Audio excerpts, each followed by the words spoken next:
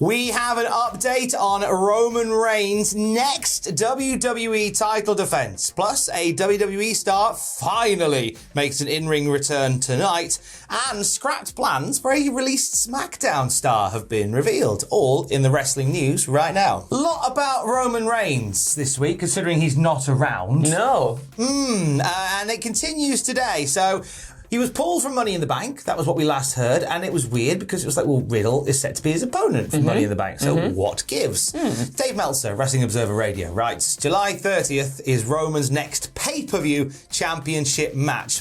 If he wrestles Riddle, it'll be on television. It won't be on pay-per-view. That's the plan right now. The plan is still for Randy Orton at SummerSlam, and we are building up the Riddle and Reigns match on Monday, as we were. I was told it would not be a pay-per-view match. So it's something that'll end up on either Raw or SmackDown. Yeah, which I think that's fair enough. Your idea yesterday, was I think perfect to have perhaps Riddle participate in the SummerSlam match between Randy Orton and Roman Reigns. That would have been really good because then that easily sets up for down the line. Obviously, the breaking of RK Bro. However, I think it's quite. I think the TV networks will most probably want something of this caliber on one of their shows, though, as well. Do you think there might be a little bit of a dogfight for who gets it? I mean, that's the thing. I assume Fox would get first dibs. You would think so. Obviously, now with the unification of the titles, it's pretty. They're going to be like duking it out a little bit, right? To be like, we want this kind of match on our show. So it's interesting. So we'll see which one it ends up on, but I would think you're correct in that it ends up on Fox on SmackDown.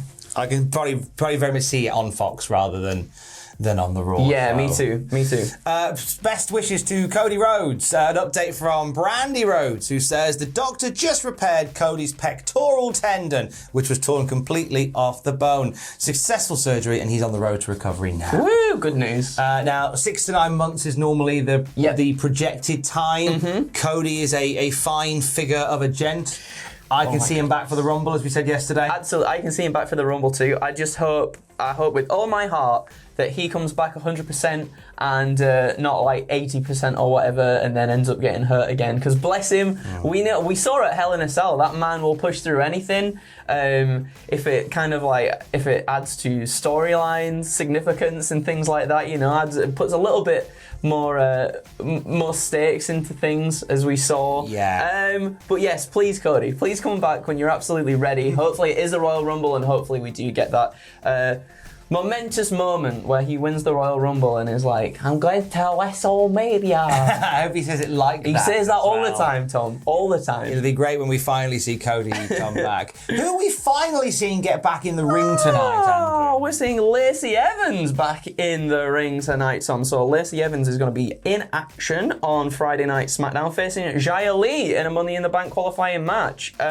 This comes after, Lacey made a return to SmackDown with a series of vignettes and briefly being moved to Raw. So he's kind of flip-flopping here and there. I don't necessarily know what they want to do with her. I'm wondering as well, obviously, now that Xia Li's no longer the protector, she just looks after herself. I protect myself, kind of this heelish persona now. Are we seeing Lacey turn back to being a face once again? I feel like I've got this feeling that she's a face. I think she is as well. There's been such strange things surrounding Lacey Evans, right? She goes to Raw, she does the vignette thing, and then the announcer is like, please, Lacey Evans has said that you should definitely stand up and show her the respect that she deserves. And that was a weird line, that was. We were all a little bit like, is this some kind of heel turn or something? But still, the crowd got on the feet and they still give her an ovation and everything. So it's very strange. So I'm actually quite intrigued to see what happens tonight. And Xia Li and Lacey Evans together. Ooh. Hopefully it's not just like a simple squash match. Hopefully we get something nice. We will see something nice when Gunther challenges Ricochet for the Intercontinental Championship. Is this the beginning of Gunther as a champ in WWE on SmackDown? I hope so.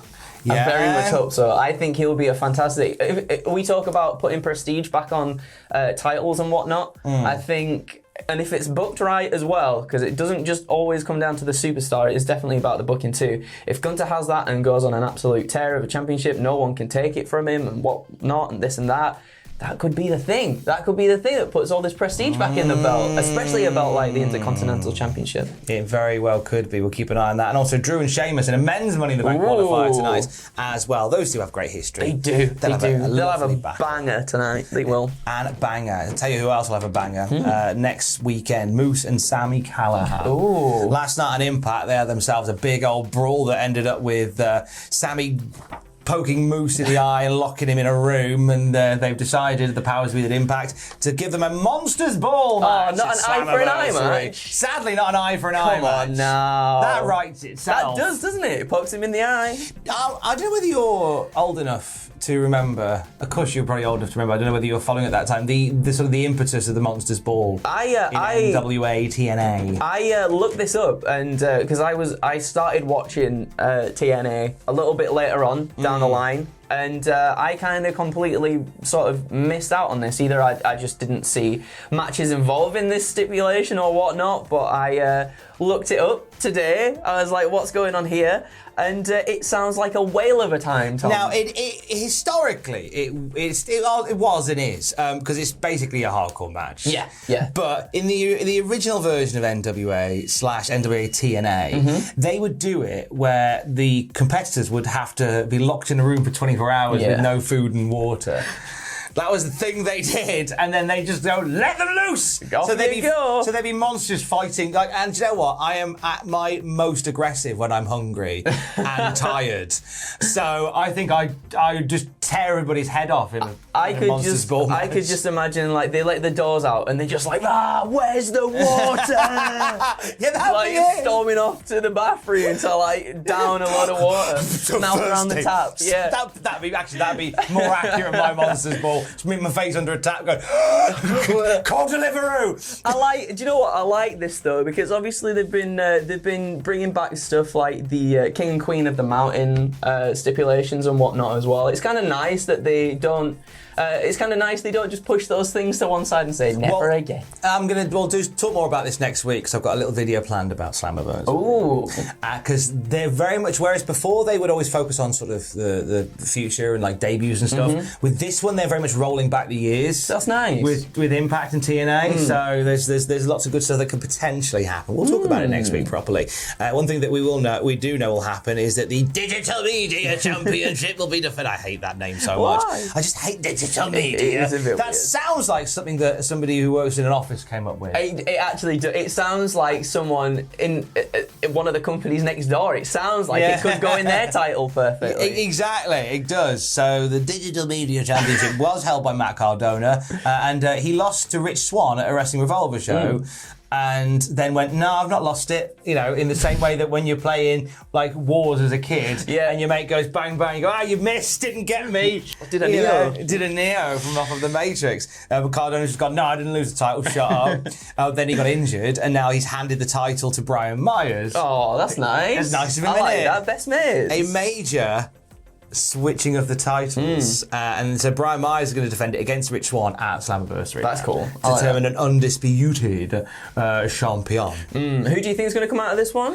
I think they'll put it back on Rich Swann. Yeah, I think so as well. I'm fine for Swann to have it as well. Yeah. Although it does make a nice story with Brian Myers holding it when Matt Cardona comes back, but I don't know how long Cardona's going to be down for, so you might not want to have him. Whoever it is, it's still got a stupid name. Davey Boy Smith Jr. does not have a stupid name, and he was interviewed by Inside the Ropes and talked about the plans that were scrapped for his SmackDown debut. You remember they did that little 56-second promo with him after his dark match debut. You know, I'm excited to be here. Excited to be back, whether I want to or not. And then he was released, never saw him. What's he been saying? So he said, John Cohen said, the next time you are going to come to SmackDown, it's going to be your debut. John Cohen being the senior manager of talent relations. He's got it. There you go. Before you ask him, John, caveat. Also my next door neighbour from about 10 years ago. You did really good in your dark match. Vince really liked it. They asked me to do a dark match in Tampa, and they were going to do some backstage vignettes with me and my father's leather vest. I don't know what they were waiting for. The only thing I was told, I was going to be debuting on SmackDown, and they were going to call me the Stampede Stud. Yep, it never happened. It wasn't my fault. I showed up more than in shape. I saw Vince and he was like, ooh, you're good looking, kid. Oh no, you're looking good, kid. that kind of changes the tone of it. Changes the tone quite a Just bit. slightly. You're looking good, kid. I believe Good Looking Kid was a title in the Handsome Goat competition. Oh, okay.